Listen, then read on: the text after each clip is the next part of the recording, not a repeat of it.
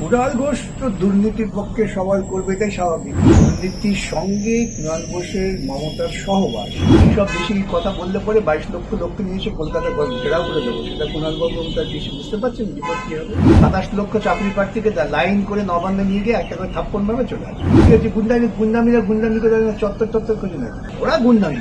Sir, group C group D কর্মীদের ওপর যে হাইকোর্টে যে স্টে অর্ডার আছে সেটি তুলে এদেরকে চাকরিতে ফেরানো হোক, এমনটাই বলছেন কুণাল ঘোষ, কি বলবেন? কুণাল ঘোষ তো দুর্নীতির পক্ষে সবাই করবে, এটাই স্বাভাবিক।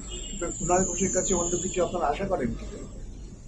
দুর্নীতির সঙ্গে কুণাল ঘোষের মমতার সহবাস, তারা যাদের সঙ্গে সহবাস করবেন তাদেরকে তারা ফেলে দিতে পারেন এই আওয়াজ তুলবে। কুণাল ঘোষ বলছেন যে কয়েকদিন আগেই হাইকোর্টে সিপিএম এর কিছু আইনজীবী যে ধরনের গুন্ডামি করলেন এসএলএসটি শিক্ষাকর্মীদের ওপর, তার তীব্র নিন্দা জানাচ্ছে। খুব ভালো, তবু কুণাল ঘোষ নিন্দা করতে শিখছে। এখন নিন্দাতে কাকে করবেন এটাই বড় কথা।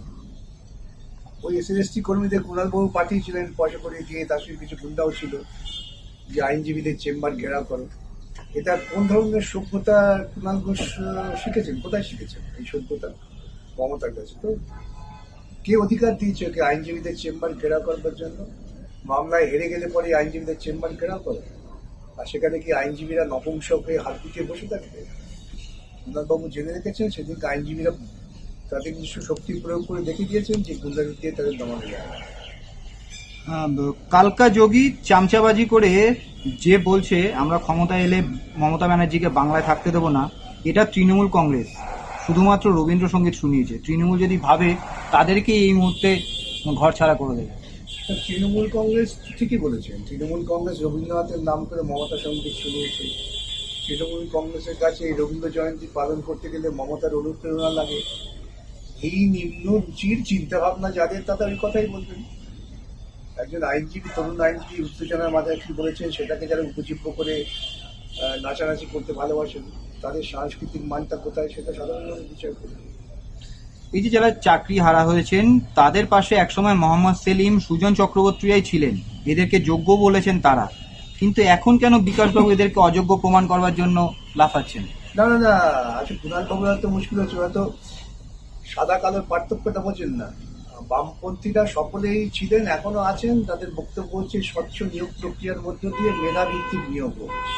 তার মানে এই নয় যে সুপার নিউমারি পোস্ট করে মেধাকে টপকে দিয়ে মেধাযোগ্য মানুষদের পেটে লাথি মেরে কিছু লোককে চাকরি দেওয়া হবে। এসব কুণাল বাবুরা পারেন, এগুলো আমরা পারি না।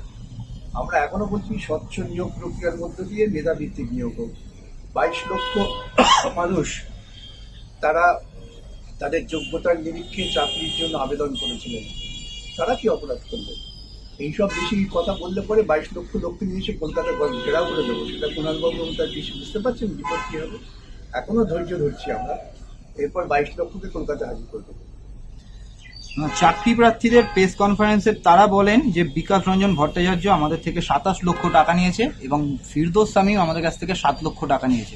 ঠিক আছে, আমি ধরে নিলাম যে 27 লক্ষ টাকা এবং 7 লক্ষ টাকা। ওরা কি মনে করছেন ওরা মামলা করতে আসবেন, সেই মামলার পয়সা বিকাশ ভট্টাচার্য তার পকেট থেকে দেবে? আর বিকাশ রঞ্জন ভট্টাচার্য তার যদি ফি নিতেন তাহলে ওটা 27 লক্ষ কেন, ওটা 87 লক্ষ হতে পারে।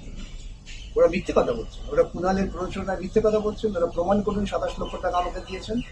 যদি প্রমাণ করতে না পারেন, ওর নেতা কুণালের বিরুদ্ধে 27 লক্ষ থাপ্পড় খাবো, এটা চ্যালেঞ্জটা আমি শুনলাম। আমি তো বলছি আমি বেদ খাবো, অনেক কঠিন, এটা থাপ্পড় খাবো। 27 লক্ষ চাকরি প্রার্থীকে লাইন করে নবান্নে নিয়ে গিয়ে একটা করে থাপ্পড় ভাবে চলে আসে। এক সময় ফিরদৌস সামিম নিজের ফেসবুক পেজে চাকরি প্রার্থীদের ছবি দিয়ে ক্যাপশন দিয়েছিলেন যে চাকরি প্রার্থীদের আগামী পথ সুগম হোক। তাহলে এখন তিনি কেন বিরোধিতা করছেন? বিরোধিতা করছেন না তো, তিনি তো বলছেন চাকরি প্রার্থীরা স্বচ্ছ নিয়োগ প্রক্রিয়ার মধ্য দিয়ে নিয়োগ পান। দুর্নীতিমূলক প্রক্রিয়ার মধ্য দিয়ে নিয়োগ পাবেন কেন? শিক্ষক যারা হবেন তারা যদি দুর্নীতির মধ্য দিয়ে তাদের শিক্ষকতা পান, সেটা সমাজের পক্ষে লজ্জা। গতকাল এসএলএসটির প্রেস কনফারেন্সের সময় কুণাল ঘোষকেও দেখা যায় তাদের কানে কানে কিছু বলতে। আরে কুণাল ঘোষ ওদের পাঠিয়েছিল, এটা আপনার সহজ নিয়ে বুঝতে পারছেন না কেন?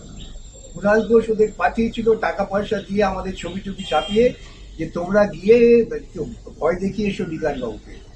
কুণাল তো জানে না যে ভয় পাওয়ার পাত্র তো বামপন্থীরা নয়। 2-4 জন বামপন্থীকে যদি ভয় পেতে পারে, কিন্তু যারা বামপন্থী আদর্শে প্রাণিত তারা ভয় টয় পায় না।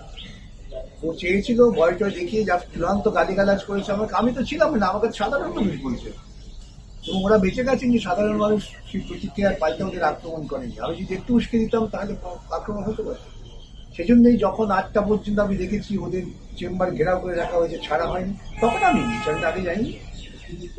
তখন যেই গিয়েছি তখন তো ওরা ল্যাচ গুটিয়ে পালিয়ে গেলেন এবং কুণালদা জিন্দাবাদ করতে করতে কুণাল বাবুর কাছে গেলেন। কুণালের কি অধিকার এই চাকরি সংক্রান্ত ব্যাপারে গুন্ডামি করতে পাঠিয়েছিলেন এবং তাদের অপারেশন সাকসেসফুল বলার পরিবর্তে অপারেশন ফেইলিওর রিপোর্ট করতে দিয়েছিলেন। তাই ওদের দিয়ে সাংবাদিক সম্মেলনে কুণাল বাবুর কাছ থেকে ফিসফিস করছে। নক্কার জন্য করে এটা সভ্য সমাজে কি করে নিজেদের মুখ দেখা নেবে।